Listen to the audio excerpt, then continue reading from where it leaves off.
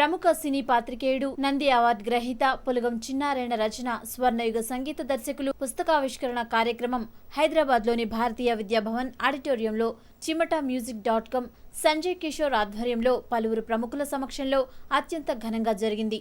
ఈ కార్యక్రమంలో ముఖ్య అతిథిగా ఆవిష్కర్తగా పద్మభూషణ్ డాక్టర్ సి నారాయణ రెడ్డి పాల్గొనగా, ప్రముఖ గాయని S Janaki, Padma Bhushan doctor SP Balasubrahmanyam, Padma Bhushan Palle Rama Rao, మాజీ మంత్రివర్యులు మండలి బుద్ధప్రసాద్ విశిష్ట అతిథులుగా విచ్చేయగా, కళారత్న శ్రీమతి రావు బాలసరస్వతీదేవి, పద్మశ్రీ డాక్టర్ శోభానాయుడు జ్యోతి ప్రజ్వలన గావించగా, ప్రముఖ నటుడు తనికెళ్ల భరణి గౌరవ అతిథులుగా, ప్రముఖ సంగీత దర్శకులు సాలూరి వాసురావు, మాధవపెద్ది సురేష్, కెఎం రాధాకృష్ణన్, నిర్మాత శివ వెంకట కృష్ణ ప్రసాద్, రంగస్థల నటుడు గుమ్మడి గోపాలకృష్ణ తదితరులు ఆత్మీయ అతిథులుగా పాల్గొన్నారు. chimatamusic.com అధినేత శ్రీనివాసరావు చిమట, సంజయ్ కిషోర్ ఆధ్వర్యంలో నిర్వహించిన ఈ కార్యక్రమంలో పద్మభూషణ్ డాక్టర్ నారాయణ రెడ్డి స్వర్ణయుగ సంగీత దర్శకులు పుస్తకావిష్కరణ తొలి ప్రతిని ప్రఖ్యాత గాయకులు పద్మభూషణ్ డాక్టర్ ఎస్పి బాలసుబ్రహ్మణ్యంకు అందజేసి పుస్తకాన్ని డాక్టర్ ఎస్పి బాలసుబ్రహ్మణ్యంకు అంకితమిచ్చారు.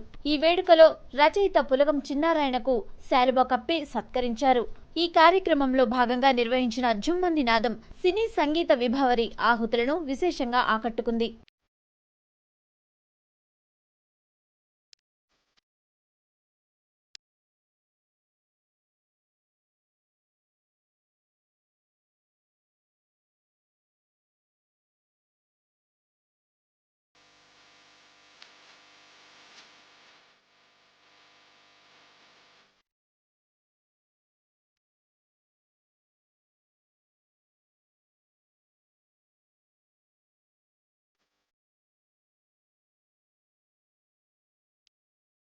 అమేరాజ గారు ప్రాంతీయ సంగీతంలో సోని, జానపదంలో మాధుర్యాన్ని, వాయిద్యాల్లో వైశిష్ట్యాన్ని అన్ని కలిపి అద్భుతమైన పాటలు మనకు అందించారు.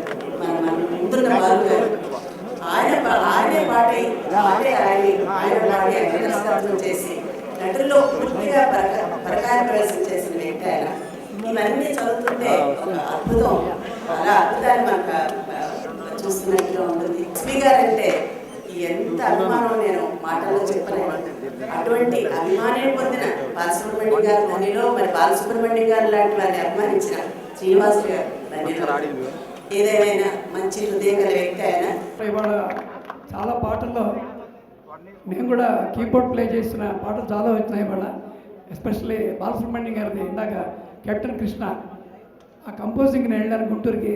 అవన్నీ తలుచుకుంటే ఎలా ఉందంటే ఎంత మిస్ అయ్యామో కీబోర్డ్ ప్లేయర్గా అనే దిగులు లోపలన్నా కూడా ఒక ఆనందంతో కూడిన గర్వం. ఇంతమంది దగ్గర వర్క్ చేయగలిగాం.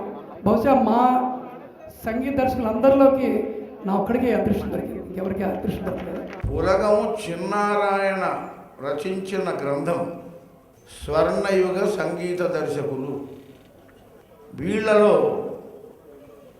ఒక్కరు మినహాయించి సుబ్బరామన్ అని దేవదాసు మ్యూజిక్ డైరెక్టర్, సుబ్బరామన్ మినహాయించి అందరూ సంగీత దర్శకులకు నేను నా పాటలు అందించాను.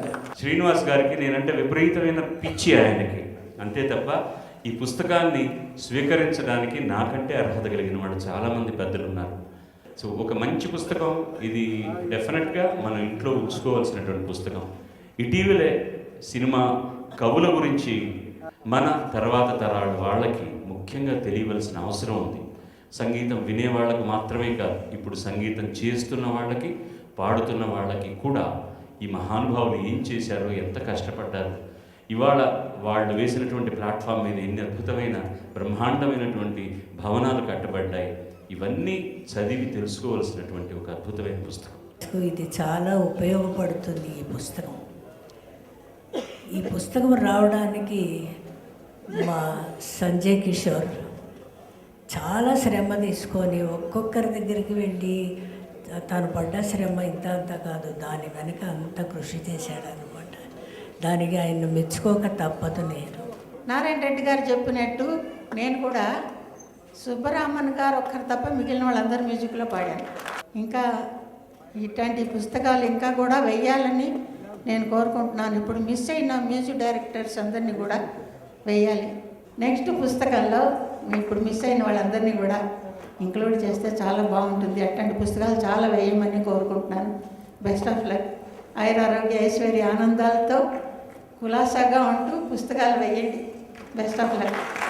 మరి నాదయోగం అలాంటి మాటలంట సంగీతం నేర్చుకోవాలి. ఈ నేర్చుకున్న వాళ్ళ గురించి ఇంత సేకరిస్తుంటే నిజంగా ఒక్కొక్క పేజీ తిరిగేస్తుంటే ఎంత మధురమైన భావాలు. ఈ మహానుభావులందరూ మన తెలుగు వాళ్ళు మన దగ్గర పుట్టారు, మనకి సంగీతం అందించారు. ఋషితుల్యులు ఒక్కొక్క సంగీత దర్శకుడి జీవిత చరిత్రను స్పర్శించి పరామర్శించి సేకరించి సంక్షిప్తంగా 2 పేజీల్లో రాశాడంటే భవిష్యత్తులో డెఫినెట్గా డాక్టర్ పులగం చిన్నారాయణ అని తీరాల్సింది. మళ్ళీ రాలేదు. చాలా నాకు అదృష్టం